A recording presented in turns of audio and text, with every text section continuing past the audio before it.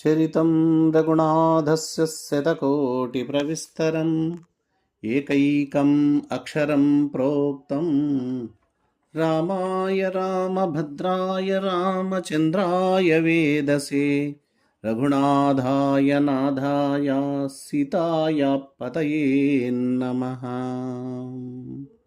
ఓం శ్రీ గురుభ్యో నమః. ప్రేక్షకులకు శ్రోతలకు నా హృదయపూర్వక నమస్సుమాంజలులు. ఈ ఎపిసోడ్లో ఉత్పత్తి ప్రకరణములో వశిష్ఠుడు శ్రీరామచంద్రునకు ప్రపంచ ఉత్పత్తిని గురించి తెలియజేయు విషయమును విచారణ చేద్దాం. ఓ రఘుకుల తిలక శ్రీరామ, ప్రపంచ ఉత్పత్తిని తెలిపెదను వినుము. ఈ లోకంలో మనము దేనిని అనుభవమని, జ్ఞానమని, తెలివి అని చెప్పుచున్నామో ఆ పదార్థమునకే ప్రత్యక్షమని పేరు పెట్టడం జరిగింది. ఆ పదార్థమే లోక వ్యవహారంలో ఉన్న జీవుడు.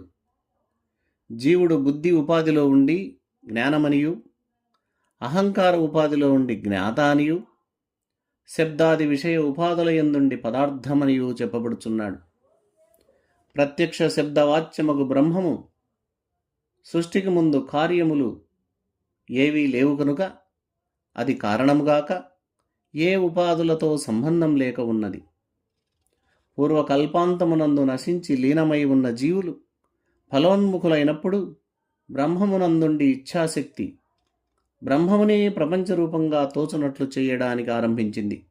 అనగా ఆ ఇచ్ఛాశక్తికి జ్ఞానమే స్వరూపము కనుక ఆ బ్రహ్మమునందే అభేద స్వరూపంతో ఉండుట వల్ల ఆ బ్రహ్మము తనకు తానే ప్రపంచరూపముగా స్ఫురింపనారంభించింది. ప్రపంచం స్ఫురించిన వెంటనే దిక్కులు, కాలములు, రూపములు వెలుపల లోపల అనే కార్యములతో కనపడ్డాయి. పరబ్రహ్మమునకు వాస్తవంగా కర్తృత్వం లేకపోవడం వల్ల ఇచ్ఛాశక్తియే కారణం కనుక, ఆ ఇచ్ఛాశక్తి స్వరూపం అసత్యము కనుక ఈ ప్రపంచము సరియగు కారణము వల్ల పుట్టినది కాదు అని నిర్ధారించడం జరిగింది. స్థావర జంగమ రూపమైన ఈ ప్రపంచం నిద్రాకాలమునందు స్వప్నము నశించునట్లు ప్రళయకాలమునందు నశించిపోతుంది. ప్రపంచమంతా నశింపగా మిగిలిన పదార్థమే స్థిరమైనది, అదే గంభీరమైనది, అదే సర్వవ్యాపకమైనది, అదే నామ రూపములు లేనిదిగా ఉంటుంది. దానినే వ్యవహారం కోసం విద్వాంసులు కొందరు సత్యమనియు, కొందరు ఆత్మనియు, కొందరు పరబ్రహ్మమనియు సంజ్ఞలు కల్పించి ఉన్నారు. ఈ బ్రహ్మము అనాదియగు మాయయందు ప్రతిబింబించి తనకు తానే అన్యముగా తోచును. జీవశబ్దవాచ్యుడైన ఆ పరబ్రహ్మమే భ్రాంతి వల్ల మొదట అహంకారముగా, పిమ్మట బుద్ధిగా, తర్వాత మనస్సుగా పరిణమించును. స్థిరమగు సముద్రము నుండి తరంగం ఎలా పుడుతుందో అలాగా పరబ్రహ్మము నుండి ఈ మనస్సు జనించెను. ప్రపంచమంతా మనోమయమే. బంగారం పదార్థం, కడియము అనే పదార్థం ఎలా వేరు కావో అలాగే ఈ ప్రపంచము పరబ్రహ్మము వేరు కావు.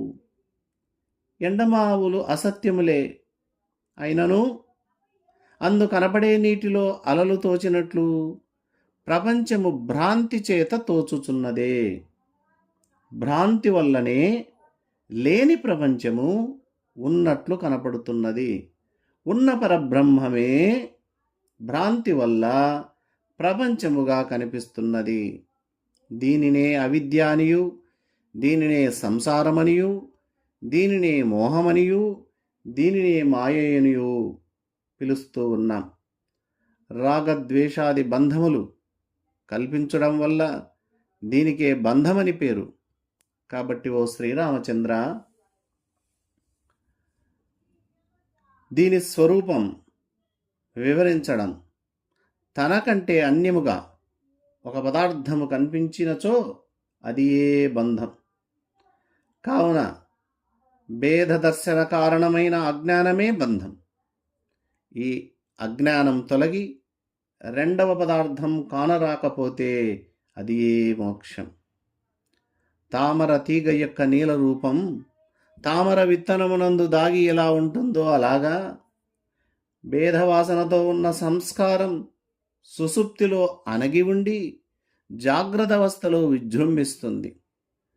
మనస్సునకు స్వరూపమే లేదు కాబట్టి ప్రపంచం స్వరూపం లేనిదే, బ్రహ్మ కన్నా భిన్నం కాదు, కేవలం భ్రాంతి చేత బ్రహ్మ పదార్థమే ఉన్నను లేని ప్రపంచములా మనకు కనిపిస్తూ ఉన్నది.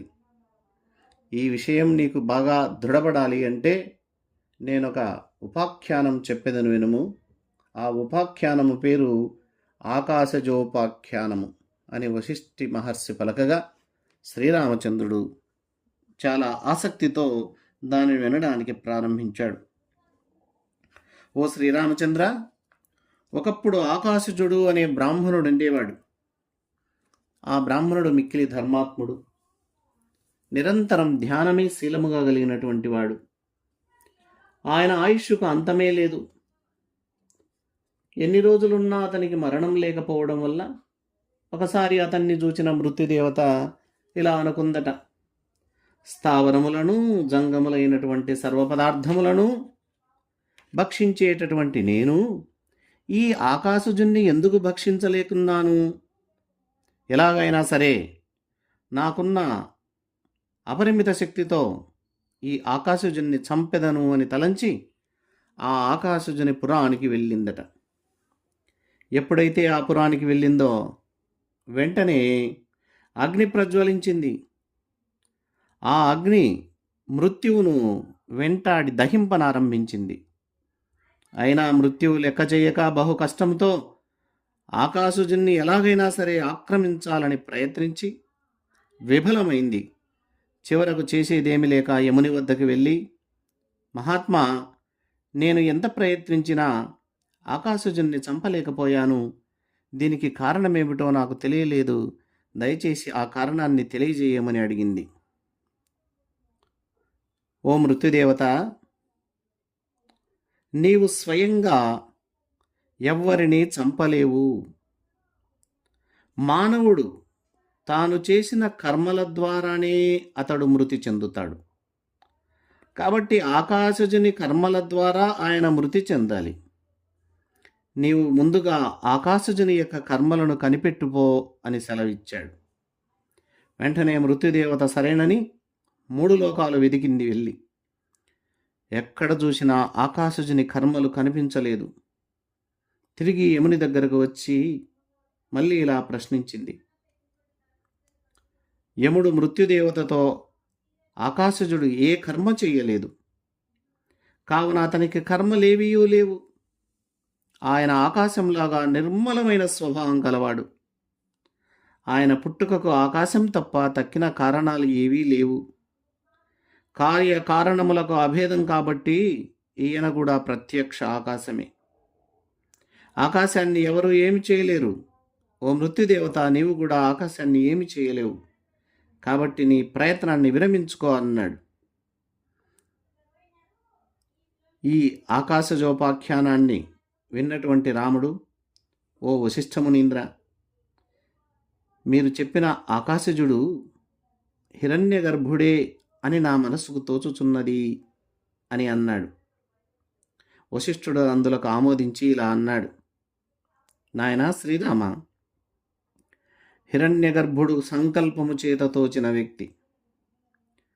అతనికి పాంచభౌతికములకు అవయవాలు లేవు. ఆయనకు జనన మరణములు ఉండవు.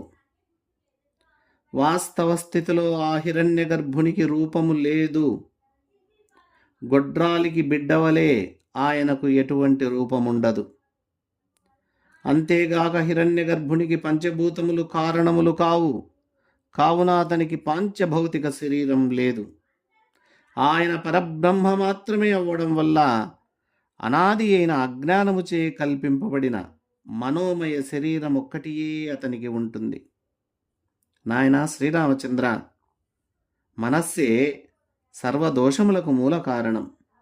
మనస్సునకు నామమున్నది గాని రూపం లేదు.